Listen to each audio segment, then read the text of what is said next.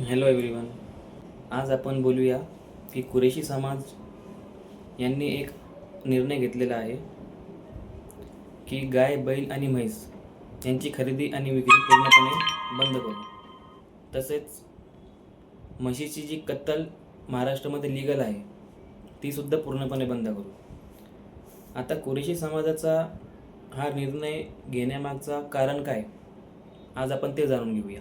गायींचे संरक्षण करण्यासाठी महाराष्ट्र सरकारने 1976 साली एक ॲक्ट बनवला होता. तो म्हणजे महाराष्ट्र ॲनिमल प्रिझर्वेशन ॲक्ट 1976. हा ॲक्ट ज्यावेळी बनवला होता त्यावेळीस त्या ॲक्टमध्ये गायींचे कत्तल करणे हे पूर्णपणे इल्लीगल होते. परंतु बैल आणि म्हैस यांची कत्तल व खरेदी विक्री यांच्यावर कोणत्याच प्रकारचे प्रतिबंध नव्हते. 1995 साली बैलांच्या कत्तलेवर प्रतिबंध आणण्यासाठी त्याच ॲक्टमध्ये एक अमेंडमेंट करण्यात आली. परंतु त्या अमेंडमेंट ॲक्टला राष्ट्रपतीची मान्यता न भेटल्यामुळे तो ॲक्ट जो आहे तो अंमलात आणला गेला नाही. 2015 साली जेव्हा BJPची सरकार महाराष्ट्रामध्ये आली आणि देवेंद्र फडणवीस हे महाराष्ट्राचे मुख्यमंत्री होते, त्यावेळीस या अमेंडमेंटला मान्यता देण्यात आली व 2015 साली अमेंडमेंट ॲक्ट हा तयार झाला आणि त्यावेळी बैल आणि गाय या दोन्हींची कत्तल करणे हे बेकायदेशीर मानले गेले. या ॲक्टमध्ये बैल, गाय, म्हैस यांची खरेदी विक्री करण्याला कधीच प्रतिबंध नव्हता.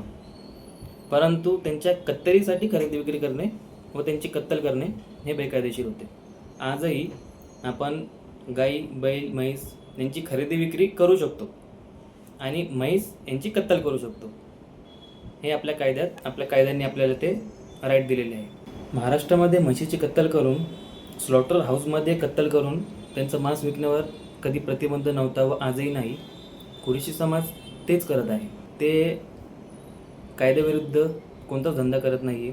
तरीसुद्धा आज कुरेशी समाज जर म्हशीसुद्धा गाडीत घेऊन कुणी कत्तलीसाठी किंवा विकण्यासाठी घेऊन जात असेल तर हे बजरंग दल, RSS आणि गोरक्षक जे सो कॉल्ड गोरक्षक आहेत ते त्यांच्या गाड्या धरत आहेत आणि पोलीससुद्धा त्यांना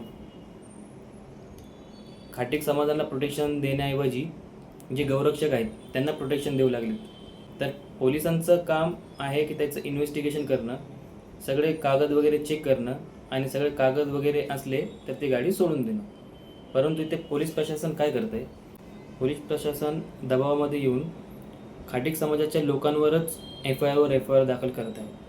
आज महाराष्ट्रात कुरेशी समाज हा लीगली त्यांचा व्यवसाय करत आहे, तरीसुद्धा त्यांच्यावर उलट खोट्या केसेस लोक करत आहेत. BJPचा सपोर्ट असणारे बजरंग दलचे लोक, गौरक्षक, RSSचे लोक हे कुरेशी समाजाच्या माणसांना मारहाण करीत आहेत. त्यांच्या गाड्या, त्यांच्या गाडीत असलेल्या म्हशी हे सगळं जप्त करीत आहेत. त्यांना जेलमध्ये जावं लागत आहे. त्यांना मारहाण केली जात आहे.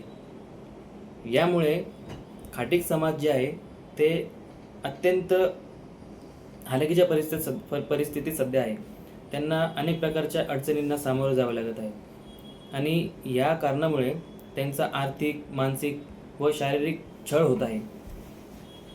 त्यामुळे कुरेशी समाजाने हा ऐतिहासिक निर्णय घेतलेला आहे आणि या निर्णयाला माझासुद्धा पाठिंबा आहे आणि हा एक अतिशय उत्तम निर्णय आहे.